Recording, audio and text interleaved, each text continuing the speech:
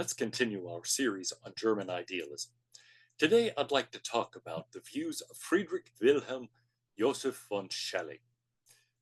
Schelling is an important figure between Kant and Hegel.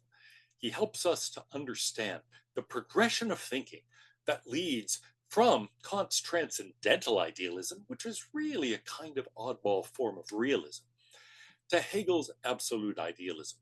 In fact, it's Schelling who comes up with several of the really key moves that lead into Hegel's system.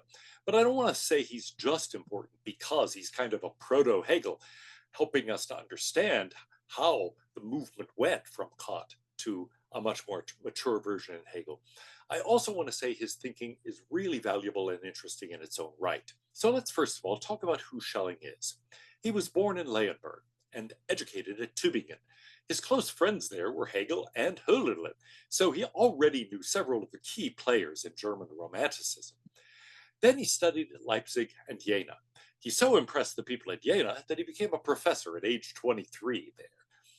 He met and befriended Fichte, as well as Goethe and Schlegel. In fact, Schlegel's brother's wife divorced him and married Schelling.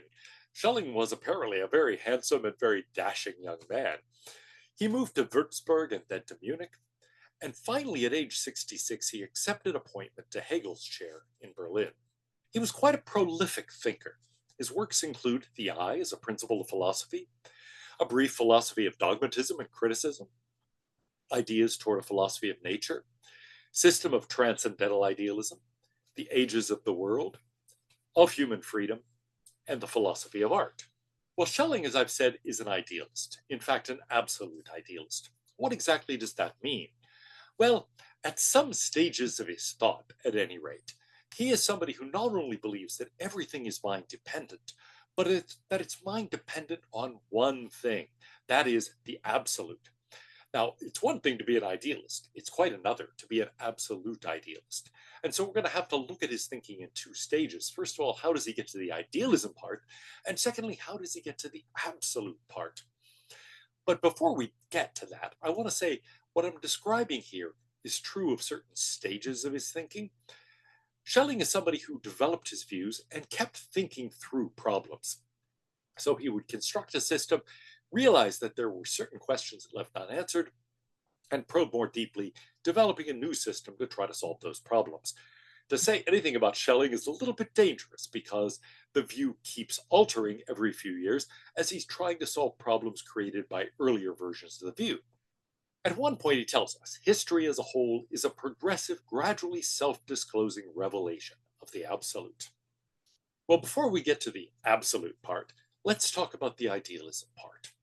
Kant had noted that there's a dilemma that is faced by anybody who thinks as he does about the nature of human beings, about the nature of ethics, about the nature of perceptual experience itself.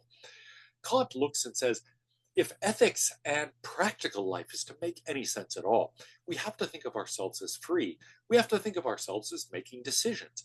After all, when I choose to do something or not to do it, what I'm doing is assuming my own freedom that I can actually choose one or the other. It's hard to say how we could live imagining ourselves as completely determined. I would just sit back and wait for what I do. But no, in facing practical situations, I make choices.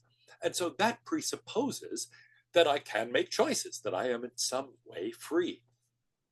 On the other hand, I also think of myself as a being who is physical, who is governed by physical laws, and those physical laws don't allow much room for freedom. Now, Kant thought that physical laws were actually deterministic. They allowed no room for freedom. But even if, after quantum mechanics, we start thinking of some of the basic laws of physics as stochastic, and so begin to think that, well, there's some randomness involved in nature, still, that doesn't seem to give us anything as robust as human freedom. We get something that is, in the broad sense, determined with a bit of randomness thrown in. That doesn't feel like freedom, at least to most people. And so we have a problem. It's what Kant faces in the third section of the groundwork of the metaphysics of morals, where he's saying, look, we have to think of ourselves as free. On the other hand, that is a practical necessity. It's not a theoretical necessity. In fact, from a theoretical point of view, it's hard to see how it can even be true. Here's another way of putting it. If we use Seller's terminology, how can we reconcile the manifest image, a space of reasons, with the scientific image, a realm of law? Science gives us a view of the world where it is largely, if not completely, determined. The part that is not determined is really under the control of randomness, not in control of human agency. And yet, in the space of reasons, in our ordinary lives, we have to think of ourselves as free. How can we reconcile those? How can we bring the manifest and scientific images together? How can this world be both a space of reasons and a realm of law? That's the problem that Kant leaves us with, and doesn't really seem to propose much of a solution to. Schelling has what appears to be a slightly unusual strategy for approaching this. He says the real problem that we face in thinking through Kant's dilemma is that he talks about things in themselves. Now, the things we can say about the world are really limited to the realm of perceptual experience, the realm of phenomena in Kant's terms. And so that world of appearances is governed by the categories and so by laws that are necessary and universal. But what about the things in themselves, which have to exist, Kant says in his section called The Refutation of Idealism, if we're to assume that there are regularities and consistencies in our experience, and we're to explain why my experiences relate to your experiences. But the problem is, Kant postulates these things in themselves, the noumenal realm, and yet we can't talk about them. We can't say anything about them in the terms that the critique allows us. So in the Critique of Pure Reason, we have as a vital, in fact, he thinks a necessary postulation, the idea that there are things in themselves, things that are absolutely unconditioned by consciousness. And yet, we're left in a position where we can't say anything about them. Well, Schelling says, look, if we can't say anything about them, they can't play any significant theoretical role.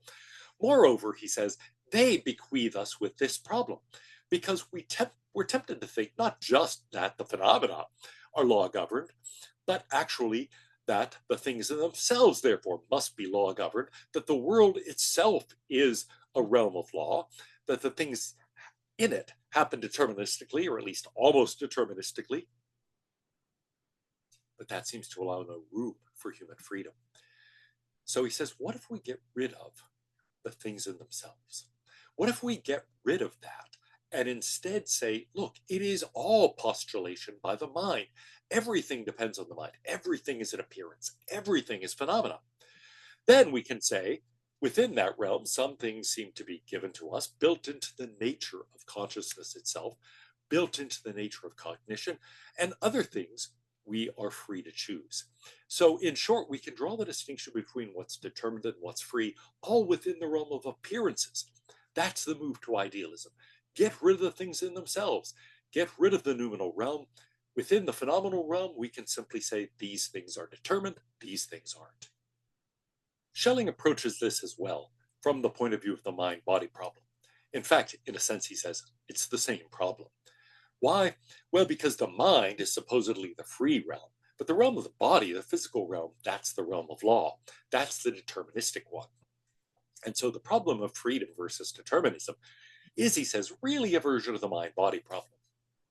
Now, if we're dualists, if we think there are minds and there are bodies, we're left with the problem of interaction.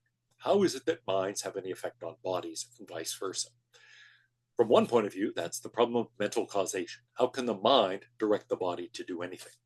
From another point of view, it's the problem of perception. How can the body affect the mind? How can anything physical affect the mind?